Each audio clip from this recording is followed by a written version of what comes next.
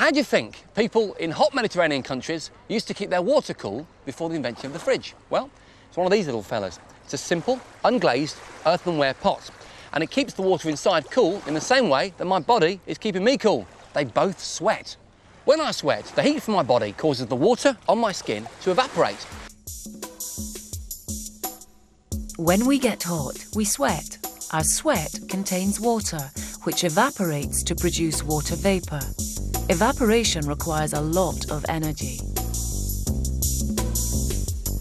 As our skin warms up, our pores release water. Some of the water evaporates because the more energetic water molecules escape. This evaporation requires energy which comes from the skin, so the skin cools down. And it's exactly the same for this pot. You see on the outside there's a thin film of water. Well, when that water evaporates, it takes with it the heat from the inside of the pot, leaving the water nice and cool. Water molecules seep through the pores of the pot.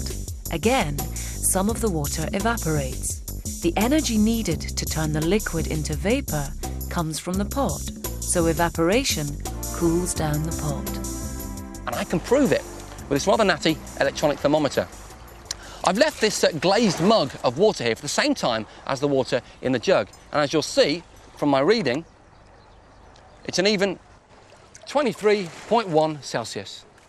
If I do the same with the water in the pot, then hey presto, 18.9 Celsius. You see, it works. Not only am I looking good, but I'm keeping cool. All I've got to do is sort out this damp problem.